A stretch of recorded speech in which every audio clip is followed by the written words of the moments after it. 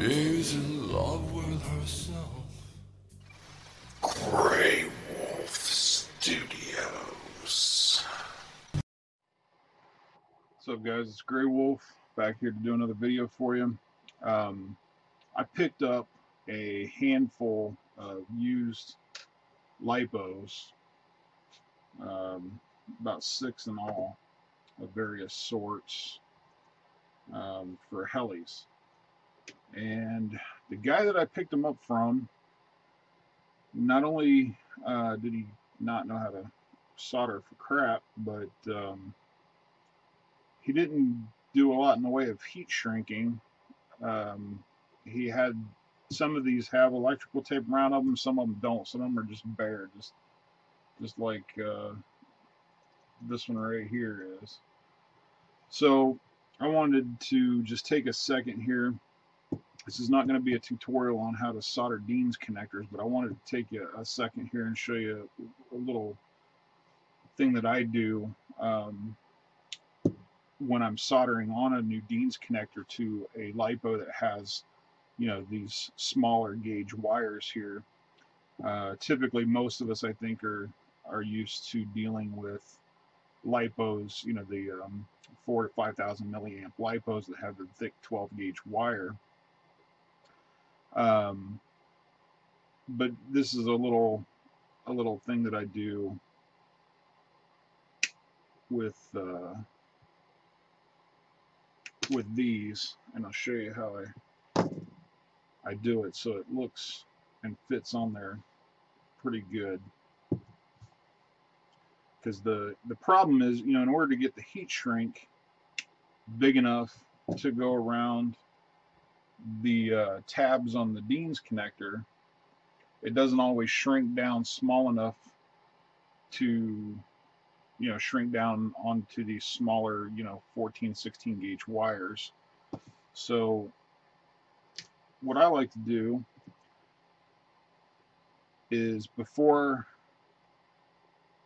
well, hang on a second, let me get this soldered up here.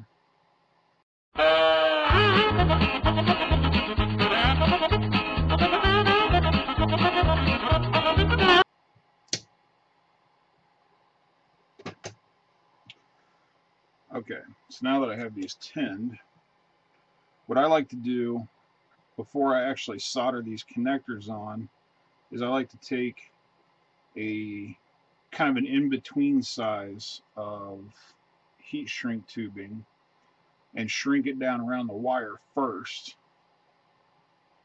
like this.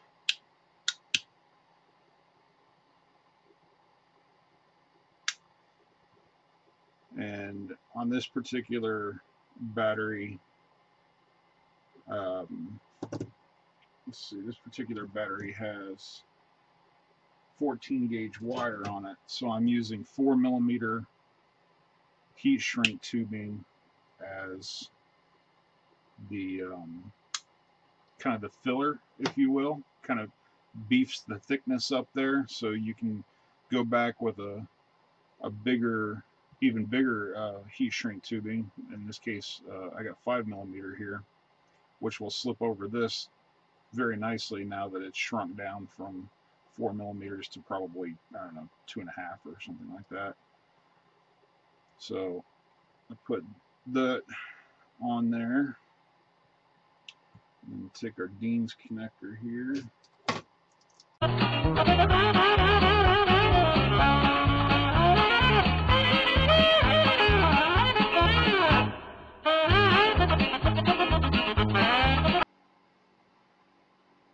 And then you can go back, and this bigger 5mm heat shrink tubing will fit very easily over the end of that. And since now underneath this 5mm heat shrink tubing, since we've got the 4mm there kind of beefing it up, it'll shrink down around that 4mm tubing and make a much tighter connection than what it would have if you hadn't used that. If you can see that there. And we'll do the same thing for the negative side. And then usually what I'll do once I'm done heat shrinking it, soldering it on, heat shrinking it and all that, then typically what I like to do is I'll go back either with some liquid tape and just cover this whole part right here and get it in between and stuff. One, it kind of waterproofs the connection a little bit, and two, it helps any little gaps that are left here from the shrink wrap. There's always going to be little tiny gaps. It kind of covers those up, or sometimes I might take electrical tape and go around it. The electrical tape tends to not last as long as the liquid tape, but either way works. So anyway, I just thought I'd share that that little tip with you there, and hopefully that helps you guys shrink wrap your connections better. I don't know, I just thought I'd do a video on that because I've seen a lot of really crappy Dean's connections lately on the internet in various forums and whatnot. And it's really important to get those covered properly because you do not want this guy shorting out.